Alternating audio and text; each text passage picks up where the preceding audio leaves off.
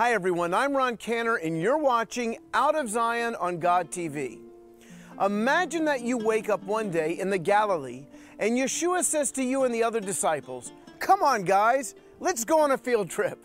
I don't know about you, but I sure like field trip. In Matthew 16, we see Yeshua and his disciples heading north from Capernaum, his headquarters.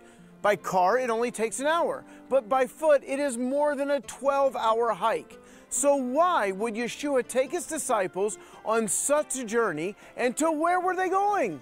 Would you believe me if I told you? To the gates of hell? Matthew tells us that they visited Caesarea Phillipi right here, not to be confused with the port city of Caesarea on the Mediterranean coast. Caesarea Phillipi was an utterly pagan city. It was there that they worshiped Pan, the half-goat, half-man god of Greek mythology. He is often associated with every kind of perversion one can imagine. From him, we get the word panic. In mythology, when the normally peaceful Pan would wake from his nap, he would give a great shout, causing flocks to stampede or panic. But as believers in Yeshua, we have no need to panic, for the shout we're looking for will signify his return. Caesarea Philippi was so steeped in immorality that the rabbis reviled it and taught that no good Jew would ever go there.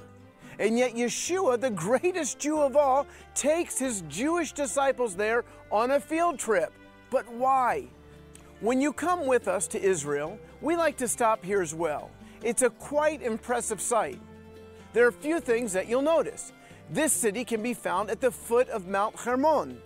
There is a colossal rock wall right behind me referred to as the Rock of the Gods, as there are many pagan shrines built into the rock. However, in the center of this massive rock, literally behind me, is a huge cave called the Cave of the Gods. And inside is a very deep pool and a powerful stream of water flowed. This cave was called, well, you probably guessed it, the gates of hell. And these pagans were convinced that this was the passageway for gods between earth and the underworld. Yeshua arrives at this most awful city, and to be clear, he may have just come to the region, not into the city, with his disciples, and he begins a conversation. Let's read. When Yeshua came to the region of Caesarea Philippi, he asked his disciples, "Who do people say that the Son of Man is?" They replied, "Some say John the Baptist, others Elijah, and still others Jeremiah or one of the prophets." "But what about you?" he asked. "Who do you say I am?" Simon Peter answered, "You are the Messiah, the Son of the living God." Yeshua replied, "Blessed are you, Simon, son of Jonah, for this was not revealed to you by flesh and blood, but by my Father in heaven. And I tell you that you are Peter," which is Greek for rock, "and on this rock I will build my congregation, and the gates of hell will not overcome it." So Yeshua, possibly standing before this massive rock, or at least in the vicinity, that was thought to many to be the source of immense spiritual power, says to Peter, who would lead the body of believers in its early days, "In me, you are far more powerful than this rock."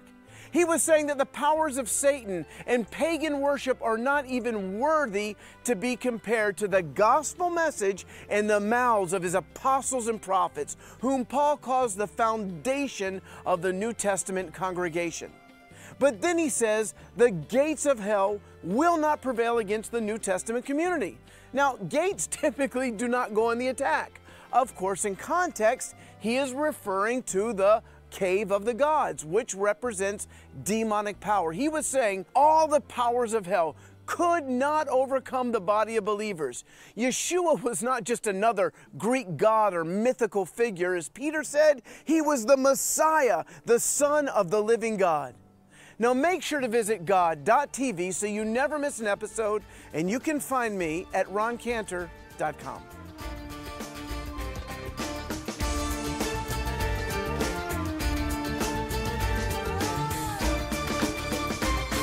Please follow Ron on Twitter and Facebook at Ron S. Cantor to find out more about Ron and his ministry.